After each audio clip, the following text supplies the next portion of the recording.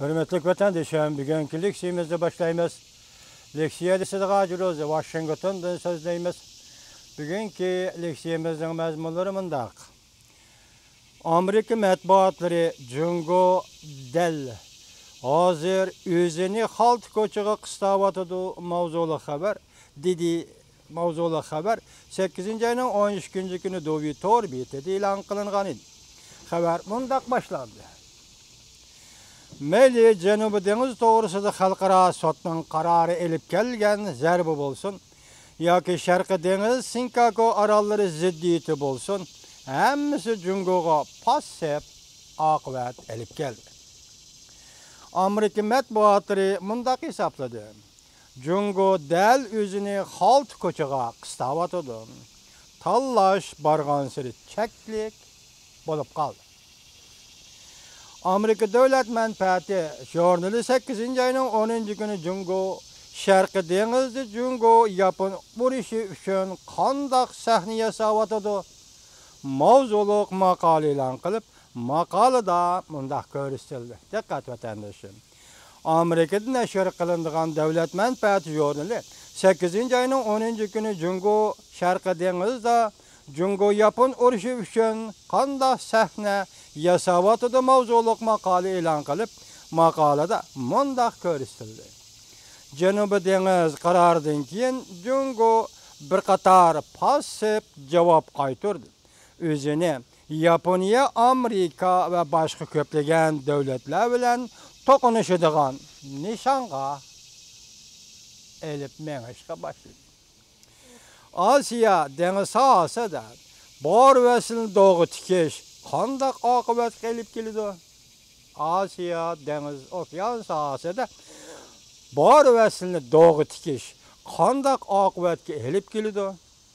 Tasavvur qilish qiyin masaladir. Sinkakot orolları bundan burun tinch edi, muqim edi.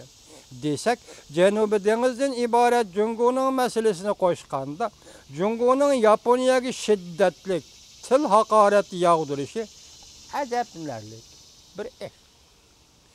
Qandaq bo'lishidan qat'i nazar bizden aldığımızda allaqachon yuz bergan voqealarning paketlariga Jungo men ta'sir ko'rsalayman deb hisoblaydigan sohalarga asoslanib tahlil qilsak, mundaq ikki xil yo'l bilan, birinchi harbiy amaliy kuch bilan, ikkinchi iqtisod kuchi bilan hujum qilishi mumkin.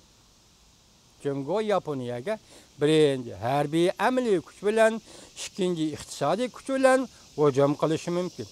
Yoki ikkili yo'lni birlashtirib ishlatishi mumkin. Jungo Sinkako orli harbiy harakat qo'llanishi mumkin.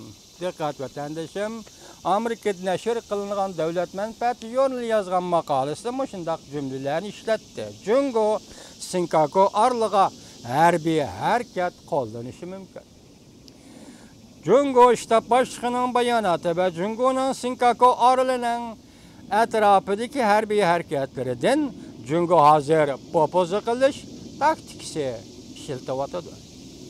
Yaponiya hükümeti yaqindagi bayonotidan voz kechtirmoqchi bo'lyapti. Yaponiya hükümetini yaqindagi bayonotidan voz kechtirmoqchi bo'lyapti. Yani belki Sinkako orli atrofida zo'r bir turkum parxod avatib va Chavshanning raketa qo'yib berishi bilan buningga Jungo sukut qilgan deydi. Raketa qo'yib berishi bilan bularning hammasi Yaponiyani harbiy javob qaytarishga qistavadi. Sinkako orli izchilolda Osiyoning miltiq do'riskiloti bo'lib keldi. Çünkü bu orol atrofida Osiyodagi ikki cho'ng davlat paydo bo'ldi. Ya'ni Yaponiya va Jungo paydo bo'ldi. Her ikki davlat Sinkako orli va uning atrofi dengiz yuziga egilik huquq yurgizishni talashyapti. Sinkako orli atrofidagi biliqchilik, neft, tabiiy gaz boyligidan aytganda ikki davlatning talashishini bema'nilik degili bo'lmaydi.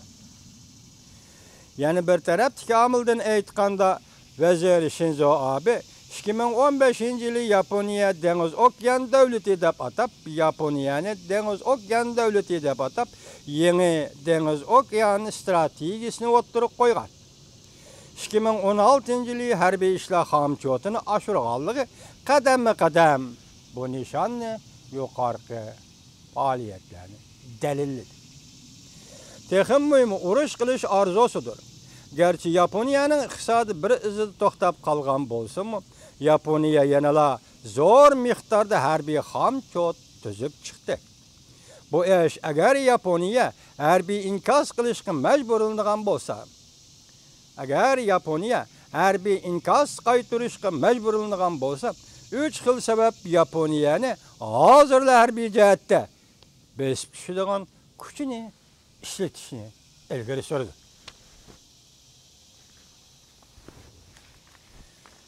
Demek bu Sharqi dengizning vaziyati ana shunday bo'layotdi vatandoshim. Tarix isbotlaydi ki savdoni cheklash, Yaponiya bilan Jungo o'rtasidagi savdoni cheklash tadbirini yo'l qo'ydigan bo'lsa, Jungo Yaponiya qaraganda texmi ko'p ziyon tortdi. Yuqoridagi 3 masala to'g'risida to'xtalmay o'tib ketdik, chunki bu pek uzun, kelangsiz ekan bu 3 masala. Shuni tashlab o'tdik, asosiy mazmun tuvanda chiqadi.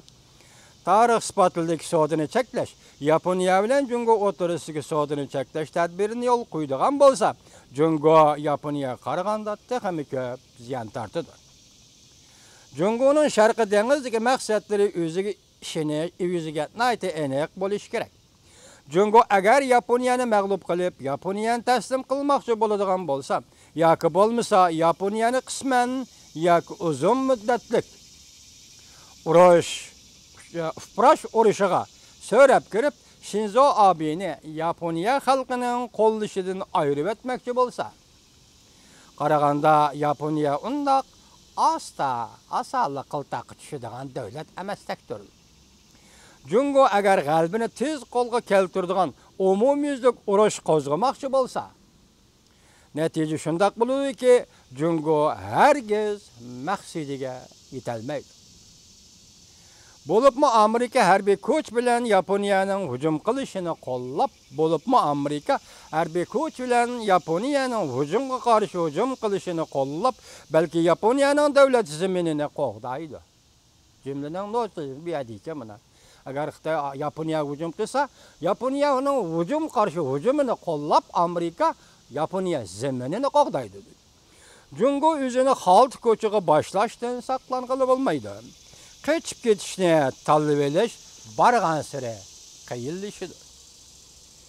Yaqindan beri Sharqi dengizda harbiy manuver qilish, Koreyaga iqtisodiy embargo orqali tahdid solish, Yaponiyaga qattiq so'z iboralarini ishlatish qatorliqlar ko'rsatdiki, Jungo inoqlik va to'qinishdan iborat ikki xil tanlashning ichida keyingisini, ya'ni to'qinishni tanlab olib, intayin zo'r harbiy to'qinishga tavakkalchilik qilishga qadam tashladi.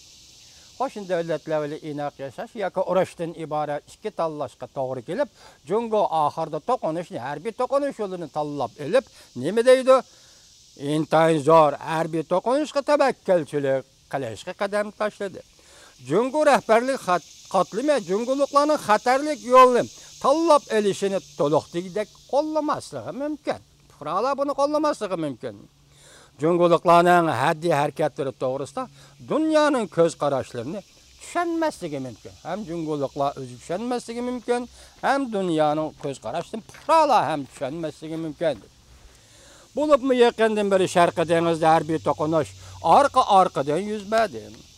Yuqori badal to'lashning mumkinligi kun sayin ko'paymoqda. Jungo rahbarlari cheklash mumkin bo'lmaydigan Yaponiya Jungo harbiy to'qinishi qarab ketayotganligini tonib yetish kerak. Jungo rahbarlari to'qinish qarab cheklash mumkin bo'lmaydigan Yaponiya Jungo harbiy to'qinishi qarab ketayotganligini tonib yetish kerak. Amerika davlat manfaati jurnali yuqoridagi eg'ir jumlalar bilan maqola e'lon qildi. Ham bu Sharqi dengizdagi vaziyatni tasvirlab berish hem Cungo'nun qaysi yo'lga ketayotganligini tasvirlab berish, shu qatorda Cungo'ga ogohlantirish berishni mazmun qilgan maqola edi, hurmatli vatandoshlar.